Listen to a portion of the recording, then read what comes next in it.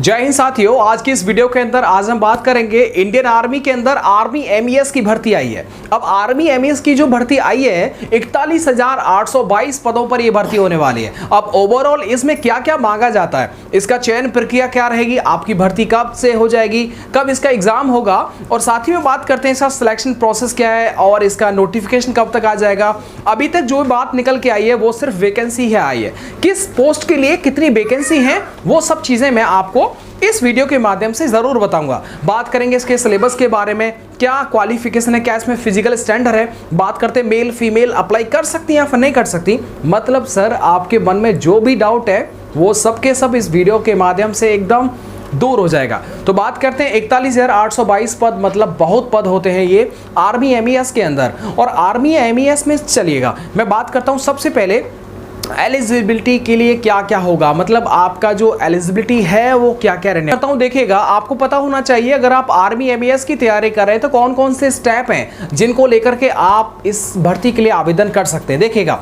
आपकी हाइट है, कितनी भी हो, कम या ज़्यादा हो, कुछ पदों के लिए हाइट का कोई मतलब नहीं होता है। अगर आप देखिएगा आर्मी एमईएस के अंदर एमटीएस के लिए या फिर मेट के लिए अगर आप इसका फॉर्म भरते हैं तो स्वाभाविक है कि उसमें फिजिकल स्टैंडर्ड नहीं होता है, लेकिन कुछ पद ऐसे होते हैं जिनके अंदर फिजिकल होता है। मैं थोड़ी सी बारी बारी इस चीज़ को लेकर के बात करूंगा।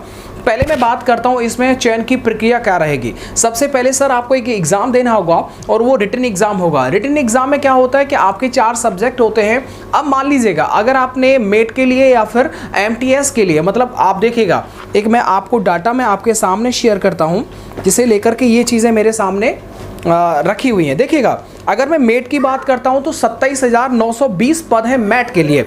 जो टेंथ अगर आपने कर रखा है तो आप इसका फॉर्म भर सकते हैं। बात करता हूं मल्टीटास्किंग स्टाफ के लिए एमटीएस के लिए 11,316 पद जो है वो एमटीएस के लिए हैं। मैट के लिए जो 27,920 पद हैं, और ये दोनों पद है ना सर वो सिर्फ 10th पास है। अगर आपने 10वीं पास कर रखा है तो आप इसके लिए एलिजिबल हैं। बाकी देखिएगा स्टोर कीपर 10th है, ड्राफ्ट मैन है वो भी 10th है, और इसके बाद में सुपरवाइजर है, बैरक एंड स्टोर ऑफिसर है, और आर्किटेक्ट कैडर है ग्रुप ए का। तो ओवरऑल ये जो वैकेंसी होती है वो हर वैकेंसी में नोटिफिकेशन के माध्यम से आपको बताया जाता है कि इनमें एलिजिबिलिटी क्या है। बाकी आप देखिएगा स्टोर कीपर हो, अगर मैं बात करूं ड्राफ्ट मैन हो, मैट हो या फिर एमटीएस हो, ये सब 10th लेवल का वैकेंसी होता है। अब 10th लेवल के आधार पर आप ये मान सकते हैं कि 41,000 में से अगर देखिएगा मैं ओवरऑल इसको ऐड करूं तो लगभग जो वो 40,000 के आसपास ऐसे पद हैं जो डायरेक्टली 10th से होने वाले हैं। तो आप ये मान के चलें कि 10th अगर आपने कर रखा है तो आपके लिए बहुत अच्छा मौका है एमईएस के अंदर। पहले आपका पेपर होगा। देखिएगा पेपर में क्या होता है कि आपका मैथ आएगा 25 प्रश्न आएंगे, रीजनिंग आएगा 25 प्रश्न आएंगे, जीके जीएस आएगा वो भी 25 प्रश्न रहने वाले हैं, और इंग्लिश है वो 25 प्रश्न की है। अगर आप देखिएगा इनमें टेक्निकल कोई भी आप टेक्निकल है जिसमें कुछ कोर्स मांगे जाते हैं तो उनके लिए अलग से जो वो टेक्निकल पेपर होता है जो कि उसमें भी 25 प्रश्न आते हैं 25 नंबर के। तो ओवरऑल अब देखिएगा अगर आप 10th बेस पर इस भर्ती को देख रहे हैं तो आपके लिए सिर्फ 100 प्रश्न रहेंगे 100 नंबर के, ये बात आपको पता होगा। अगर देखिएगा इसमें फायरमैन की भी वैकेंसी ऐड हो जाती है तो फायरमैन के लिए क्या होता है कि आपके पास में फिजिकल होना जरूरी है। तो फिजिकल में क्या क्या उसमें हाइट होता है, चेस्ट होता है, रनिंग होता है। देखिए रनिंग स्वाभाविक सी बात है, उसमें लगभग जो है वो 1.5 किलोमीटर का जो है वो रनिंग होता है, और इसके साथ ही में उसके कुछ मेजरमेंट होते हैं। वो सब चीज़ें जो होती हैं वो नोटिफिकेशन में आती हैं। लेकिन अगर आप एलडीसी के पद भी इस भर्ती में जुड़ते हैं तो क्या होगा, तो उसमें एलडीसी में क्या होता है 12th होना चाहिए, साथ ही में आपका टाइपिंग टेस्ट भी होता है। मतलब आपका फिजिकल के बाद में डायरेक्टली मतलब पेपर के बाद में स्किल टेस्ट होता है एलडीसी का, उसमें कोई फिजिकल नहीं होता। तो स्किल टेस्ट में क्या होता है कि 30 वर्ड यानी 30 वर्ड पर मिनट, ये हिंदी के लिए। अगर आप इंग्लिश में टाइपिंग करेंगे तो 35 वर्ड पर मिनट की स्पीड आपकी होनी चाहिए, ये स्किल टेस्ट में होता है। तो ओवरऑल जिनमें एलडीसी है जिसमें स्किल टेस्ट है वो एग्जाम के बाद में उनका स्किल टेस्ट होगा, और जिसमें स्किल टेस्ट नहीं है जैसे एमटीएस है, मेट है, तो इनमें डायरेक्टली जो है वो आप पेपर देंगे और उसके बाद में आपका ट्रेड वाइज जो है वो अगर स्किल टेस्ट होगा जिस ट्रेड में तो उसमें स्किल टेस्ट होगा, नहीं तो उसके बाद में आपका क्या होगा मेडिकल होगा और आपका ज्वाइनिंग हो जाएगा। सर इसका फाइनल मेरिट जो होता है वो किस पर बनता है। देखिएगा आपने एग्जाम में कितना स्कोर किया है, मतलब 100 नंबर में से कितना स्कोर किया है वो डिपेंड करता है। अब कुछ ट्रेड ऐसी होती हैं जो टेक्निकल होती हैं तो उसका पेपर 125 प्रश्न होते हैं 125 नंबर के, तो ओवरऑल जो होता है उनका 125 में से मेरिट बनता है, और बाकी जो 10th बेस है उनका मात्र 100 में से बनता है।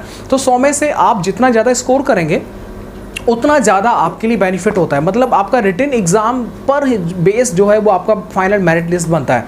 तो मुझे लगता है आपके मन में जितने सवाल थे उन सभी सवालों के मैंने आपको जवाब दे दिए हैं। आपके मन में कोई भी जो है वो डाउट नहीं बनना चाहिए। आप सबको पता होगा जनरल की जो उम्र होती है वो 18 से 23 होती है, और बाकी मैं बात करता हूँ अगर मान लो इसी में 18 से 23 में ही ओबीसी के लिए 3 साल का, SC ST के लिए 5 साल का रिलैक्सेशन यहाँ पर देखने को मिलता है सामान्यतः, क्योंकि केंद्र की भर्ती होती है और बहुत मस्त नौकरी होती है। अगर आप स्टोर कीपर भी बनते हैं, MTS भी बनते हैं, मतलब आसान है, कोई दिक्कत नहीं है, आपको बहुत इंजॉय आएगा।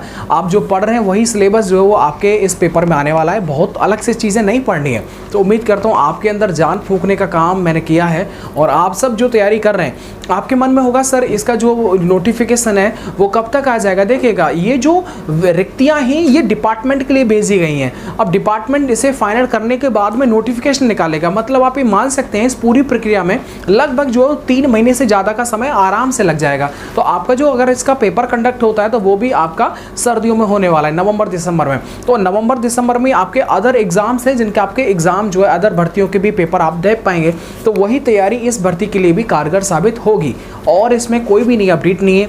100 रुपये इसका फीस होता है जो आप इसका चालान जो है आपको करना पड़ता है। जनरल है, OBC है या फिर EWS है उसके लिए 100 रुपये का फीस होता है। SC ST या फिर फीमेल है या एक्स सर्विस मैन है तो उसके लिए छूट होता है। उम्मीद करता हूँ आपको जानकारी बहुत अच्छी लगी होगी। आपके मन में अगर कोई भी सवाल है तो आप ज़रूर कमेंट करके उसे पूछेगा। समय रहते आपके कमेंट का जवाब शायद ना दे पाऊँ, लेकिन नेक्स्ट वीडियो के माध्यम से मैं आपको इन्फॉर्म करूँगा। जय हिंद, वंदे मातरम।